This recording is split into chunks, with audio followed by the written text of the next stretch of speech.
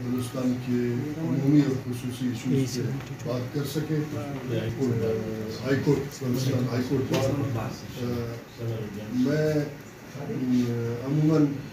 اپنے صوبے کے معاملات کو دیکھتے رہتے ہیں اور ان پہ کئی معاملات کو مشکوک اور سازش کے نظر سمجھتے ہیں. پچھلے دنوں یہاں ایک اجلاس صوبہ اسمبلی میں ہوا اور وہ بند کمرے میں اس کو کیا. حالانکہ ہم نے سنا کہ یہ اجلاس ریکوگک پہ ہو رہا ہے. ریکوگک بلوچستان کا پورے بلوچستان کا ایک قومی سرمایہ ہے. اس پہ بات چیت کھل کے ہونا چاہیے تھا تاکہ بلوچستان کا ہر فرد اس میں بھکلا ہے, اس میں اساتذہ ہیں, اس میں طالب علم ہے, نوجوان ہے, آئندہ نسل ہے, خواتین ہیں, اس میں ان کو پتہ ہو کہ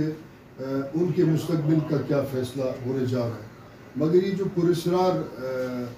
ایک اجلاس بلایا اور بند کمرے میں اور ساتھ ساتھ کسی ایک ایسے شخص کو بھی اجازت نہیں دیا کہ جو اس تمام کارروائی کو لوگوں تک پہنچا سکے اور لوگوں کو پتہ چلے کہ ان کا مستقبل کا فیصلہ, وہ اسمبلی جن کو سو کالڈ منتخب کر کے اس صوبے پہ مسلط کیا گیا ہے, اس پہ بڑا تشویش ہوا. تو کل میں نے بھی بات کی اور پھر رات میں نے آپ کا نقطۂ نظر سنا تو مجھے حوصلہ بھی ہوا اور میرا خواہش تھا کہ ہم مل کے اس بات کو اٹھائیں کہ اس بند کمرے میں جو کہ کہا جاتا ہے کہ عوام کے منتخب نمائندہ بیٹھے ہیں, کیا فیصلہ ہوا اور کیا فیصلہ ہونے جا رہا ہے. کیوں اس بند کمرے میں خفیہ اور پراسرار طریقے سے ریکوگک کا فیصلہ کیا. یہ سوالات ہمارے ذہن میں ہیں اور پچھلے جو 70 سال کے تلخ تجربات ہیں اس میں میرے اور میرے ساتھیوں کے تشویش میں اضافہ کیا اور ہم